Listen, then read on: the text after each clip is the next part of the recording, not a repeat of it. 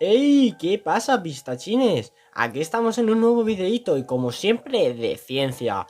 ¿Qué tal? ¿Cómo estáis? ¿Preparados para una nueva sesión de partículas? ¡Vamos a ello! Hoy hablaremos sobre el CERN. Es una organización europea para la investigación nuclear.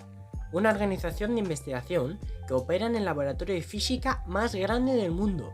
Dicha organización tiene 22 estados que son miembros de la misma.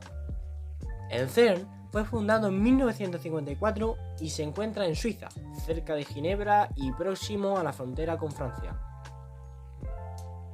El primer gran éxito científico del CERN se produjo en 1984, tan solo 30 años después de su inauguración, cuando Carlo Rubbia y Simon van der Meer obtuvieron el Premio Nobel de Física por el descubrimiento de los bosones W y Z. Este maravilloso centro cuenta con una serie de aceleradores de partículas, entre los que se encuentra ya descatalogado el Gran Colisionador de Electrones y Positrones. Cuando lo leí por primera vez creía que era el nombre de alguna película de Transformers o algo parecido a una máquina de Megatron. Actualmente el más utilizado hasta la fecha es el Gran Colisionador de Hadrones. Vaya nombres ponen. Con alrededor de 27 kilómetros de circunferencia, una verdadera locura, y que constituye el acelerador de partículas más grande fabricado hasta el momento. Gracias a la financiación de 60 países, pudieron hacer posible la confirmación de la existencia del bosón de Higgs. Y diréis, ¿qué es? Bueno, pues os lo explico rápidamente. El bosón de Higgs es una partícula subatómica que fue postulada en la década de los 60 por el físico británico Peter Higgs y algunos ayudantes como puede ser nuestro amigo Javier Santolaya, y se constituye como parte de una teoría que explica cómo las partículas elementales tienen masa. Esta teoría se conoce como el mecanismo de Higgs. Para que lo entendáis, se pensaba que el universo estaba lleno de un campo llamado campo de Higgs, que estaba presente en todo el espacio. Cuando las partículas subatómicas interactuaban con este campo, adquieren masa.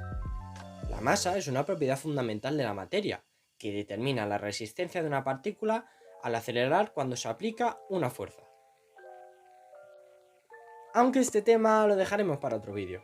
Por cierto, aprovecho para deciros que me pongáis en los comentarios del vídeo qué os gustaría que hiciera los siguientes vídeos, y después de haber dicho este peñazo, seguimos con el vídeo. Ya hemos visto que en el CERN está el mayor acelerador de partículas, pero vamos a la cuestión del tema. ¿Qué es un acelerador de partículas? Bueno, os lo explico. Es una máquina que utiliza campos electromagnéticos como por ejemplo el campo magnético estático de la Tierra o los campos eléctricos presentes en días de tormenta. De ahí los rayos y truenos. Pero volviendo al tema. El acelerador de partículas utiliza estos campos para acelerar una o varias partículas cargadas a velocidades altísimas y así colisionar una con otra.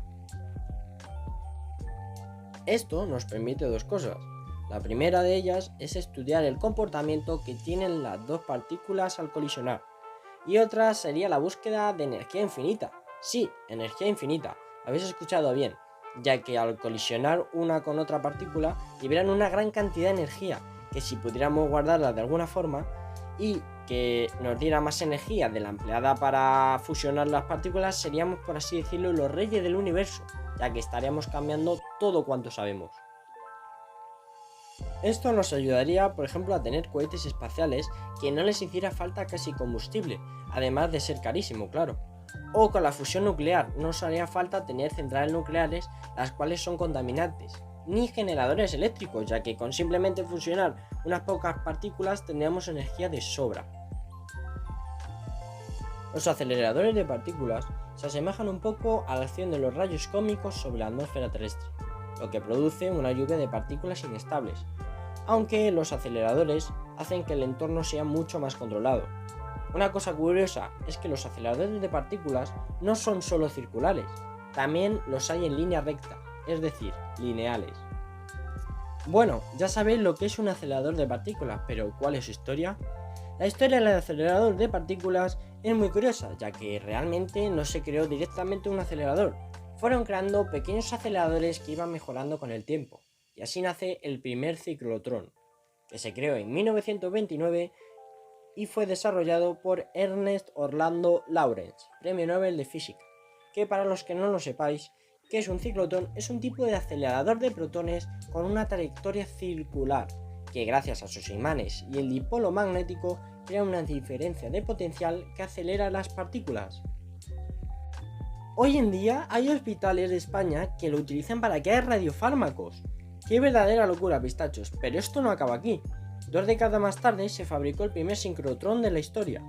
Este presenta mejoras muy notables en comparación con el ciclotrón, principalmente que son capaces de alcanzar mayores energías en las partículas aceleradas.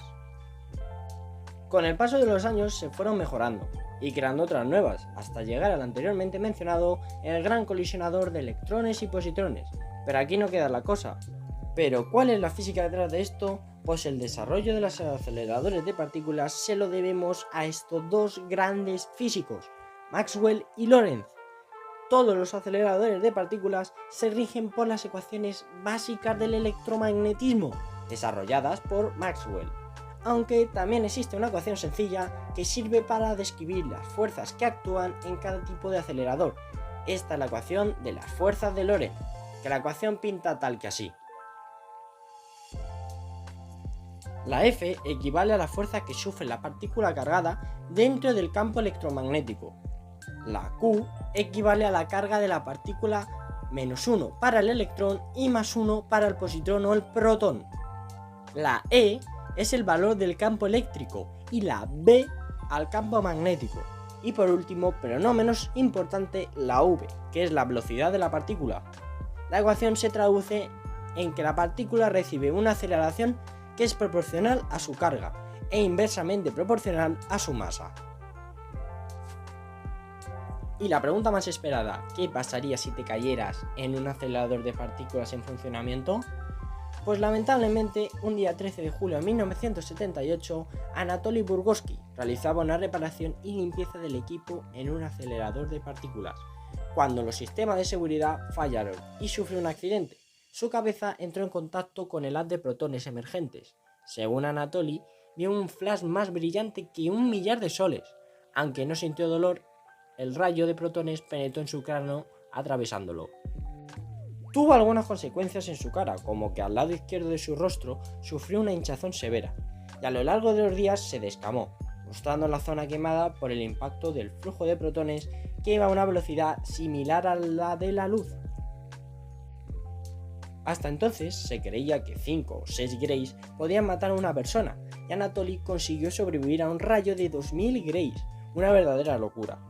O nuestro Anatoly Burgoski era un superhumano o que tuvo mucha suerte.